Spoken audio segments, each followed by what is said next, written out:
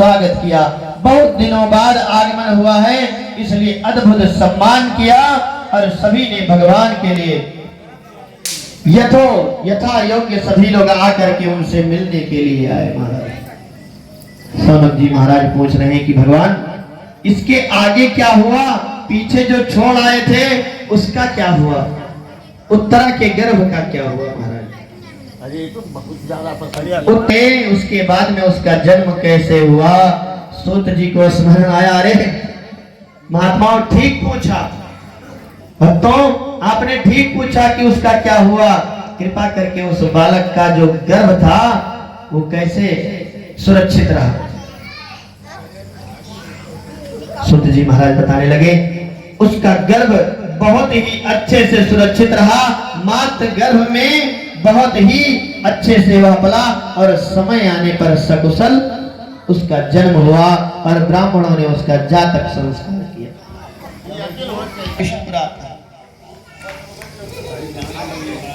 इसलिए इनका नाम विष्णु रात परा।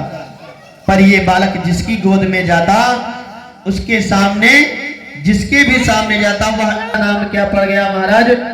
परीक्षित। परीक्षित का अर्थ होता है परितः इच्छितो इति परीक्षितः, अर्थात न जाने ये चारों तरफ किसे ढूंढता रहता है। बच्चों का स्वभाव होता है ना, इधर उधर चक्कर बक्कर देखते रहते हैं, पता नहीं क्या ढूंढने में लगे रहते हैं, कुछ पता ही नहीं चलता है। तो इसी प्रकार से तपा करके धृतराष्ट्र जी से मिलने विदुर जी गए और पूछा महाराज कैसे हैं आप? तो पांडव लोगों ने कहा ठीक ठाक, आपकी सेवा कर रहे हैं। तो धृतराष्ट्र ने पांडव की प्रशंसा का पुल बांध दिया महाराज। किसी तरीके से भाई लाभ लेना था, क्योंकि सब समाप्त हो गया था, कुछ बचा नहीं। इस प्रकार से धीरे धीरे कार्य क्रम ऐसे चलता गया, धीरे धीरे सबका समय धीरे धीरे बीतता गया और समय के अनुसार परीक्षित भी बड़े हो गए और बड़े होकर के युवावस्था में आ गए और युवावस्था के उपरांत जब वन के लिए प्रस्थान करने लगे तो परीक्षित जी का राज्याभिषेक कर दिया। परीक्षित जी महाराज को सिंहासन दे दिया और परीक्षित जी महाराज को सिंहासन दे दिया और कहा कि अब आप इसका कार्यभार संभाले मारे। परीक्षित जी महाराज जी ने अपनी सत्ता को संभाल लिया।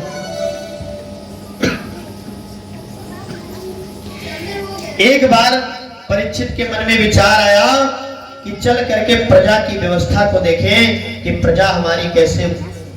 कोई जरूरी नहीं है कि वह किसी पोस्ट पर रहा हो, कोई मायने नहीं रखता है। यदि बुजुर्ग है तो उसके पास अनुभव है, वह अपने अनुभव के आधार पर आपको सही मार्ग ही दिखाएगा। और यदि शिक्षित है और बुजुर्ग है तब तो और ही अच्छी बात। बोलो वृंदावन बिहारी लाल की जय। इसलिए कभी भी नौजवान से कोई सलाह नहीं लेना चाहिए। ये नौजवान से सलाह लोगे तो वह खून के उबाल में आपको तुरंत कहेगा हाँ कर डालो। बात बुजुर्गों से सलाह लेना चाहिए।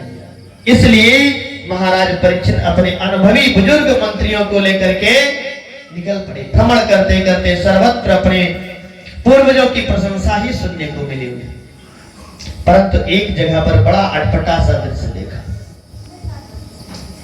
देखा कि गाय बछड़े आंसू बहाते हुए रोते रोते जा रहे हैं और एक निर्दयी दुष्ट उसके पीछे पड़ा हुआ है और वह पीटते हुए उसको ला रहा है। दोनों अपने सुख दुख की बातें एक दूसरे को सुना रहे, एक दूसरे से कह रहे हैं। बछड़ा कहता है मां शायद आप इसलिए रो रही हैं कि मेरे 3 पैर टूट गए हैं, अथवा आप इसलिए रो रही हैं कि प्रभु हमें छोड़ करके अपने धाम चले गए हैं।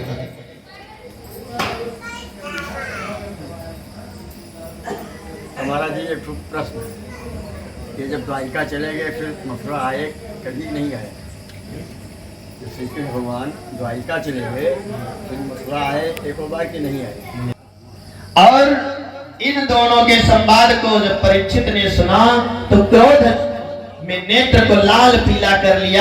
खुद की है मर्जी, आगे तुम्हारी मर्जी, आगे तुम्हारी मर्जी, आगे तुम्हारी मर्जी, आगे तुम्हारी मर्जी। जब प्राण तन से निकले इतना तो कर न स्वामी, जब प्राण तन से निकले इतना तो कर न स्वामी, जब प्राण तन से निकले। इतना तो कर न स्वामी, जब प्राण तन से निकले। इतना तो कर न स्वामी, जब प्राण तन से निकले। गोविंद नाम लेकर मेरे प्राण तन से निकलेंगे, गोविंद नाम लेकर जब प्राण तन से निकले। श्याम नाम लेकर मेरे प्राण तन से निकले। श्री श्याम नाम लेकर मेरे प्राण तन से निकले। श्याम नाम लेकर मेरे प्राण तन से निकले।